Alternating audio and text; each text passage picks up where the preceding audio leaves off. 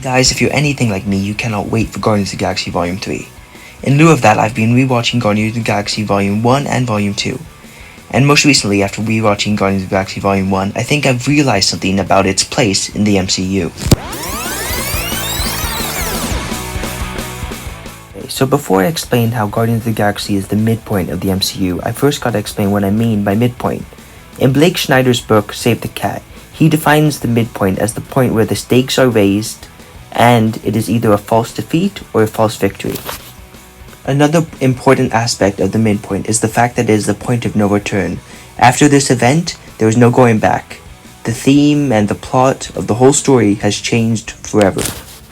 Okay, so how does Guardians of the Galaxy accomplish these three things? Well, first of all, how does it raise the stakes of the MCU and the Infinity Saga as a whole?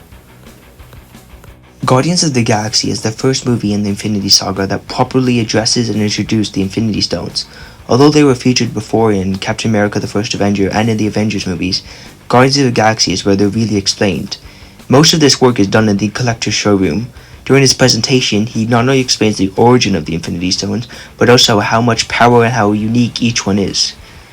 Even to a fuller extent, the movie actually shows how powerful the Power Stone is. The fact that it could destroy a whole planet with one touch really shows the great scale that is to come in the Infinity Saga. Another part of this is Thanos himself. Of course, he's introduced in the post-credit scene of Avengers, but he's fully introduced as a full-on character here, especially with Josh Brolin's epic performance. Not to mention, the whole villain of Guardians of the Galaxy is Ronan, just a minor henchman of Thanos, which foreshadows Thanos' greater arrival and plans that will come to fruition in Infinity War and in the Infinity Saga as a whole. Okay, so now how does Guardians of the Galaxy act as a false victory or false defeat? Well, I think Guardians of the Galaxy acts as a false victory, mainly due to the fact that the Guardians of the Galaxy, although they protect Xandar and contain the Power Stone, end up completely failing at the beginning of Infinity War. All of their work is undone before the movie Infinity War even takes place. Thanos decimates Xandar, as well as taking the Power Stone from them, eventually using it in the stab. Therefore, it shows that their whole movie, although seeming like a victory, was a failure. The only thing they did was prevent the galaxy from being destroyed by Ronan, although it was eventually destroyed by Thanos. Luckily, they helped to undo that, but it is work as a false victory. Even more than that, in the MCU as a whole, it kind of creates the idea that these Infinity Stones are able to be controlled and stopped, which is kind of echoed in the Avengers movies. However, this is indeed a false victory, because in Infinity War, this is all undone as Thanos beats them. Just one quick side note here. Another fact how the Guardians of the Galaxy is not only integral to the MCU story as a whole, but also acts as a midpoint, is the way it sets up so many things in the MCU.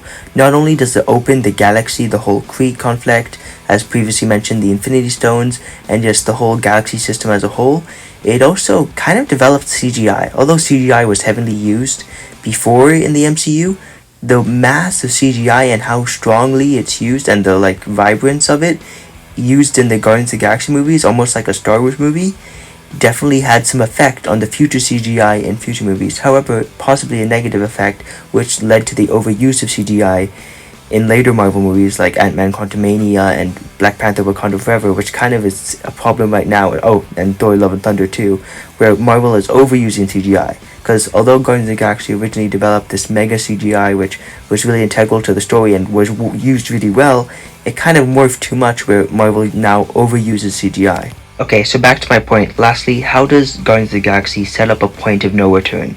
How is the MCU internally different after Guardians of the Galaxy? Well, I think the main thing is Pandora's box is open. The major establishment of the Infinity Stones, as well as the major establishment of Thanos, really sets the ball rolling. All the Infinity Stones mentioned in the collector's showroom, like time, reality, etc., are all used in later Marvel movies. Thor the Dark World, Doctor Strange, and other Marvel movies take from Guardians of the Galaxy to really get the pace moving in these movies. Not to mention Thanos and his coming conflict really feels much more intense when you actually get to feel his presence on the screen. The Marvel really moved much faster after Guardians of the Galaxy. Everything felt much more cohesive and like it was moving towards a final point, which was Infinity War and the Infinity Saga as a whole. That's why the Guardians of the Galaxy was not only an integral part of the MCU, but also its midpoint. The MCU was never the same after the Guardians of the Galaxy.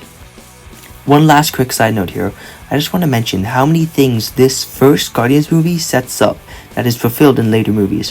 First of all, there's Gamora's past, which is not only addressed in Guardians of the Galaxy Volume 2, but is fully addressed in Guardians of the Galaxy in their story in Infinity War. Then there's also Drax's past, which is emphasized in Guardians of the Galaxy Volume 2, and I think we'll get to see more in Volume 3. And then, of course, this whole Quill storyline is hinted at in Guardians of the Galaxy Volume 1 and is the main plot in Guardians of the Galaxy Volume 2. And of course, there's Rocket's past, which we'll see in Volume 3. I just want to say how much I respect James Gunn for plotting this thing so far ahead. Hey guys, thanks for watching. I really hope you enjoyed this video, and I plan to come out with another video about Guardians of the Galaxy Volume 2, hopefully before Guardians of the Galaxy Volume 3 comes out. I also plan to make a video on Guardians of the Galaxy Volume 3, because I'm really excited for it, and I want to see how it ties up a trilogy. Guardians of the Galaxy is probably one of my favorite movie franchises of all time, so I really want to make sure it ends well, and although I've heard some good things, I really want to just wait and see the movie for myself and see what I think. Anyway, I hope you guys enjoyed this video, and I'll see you later.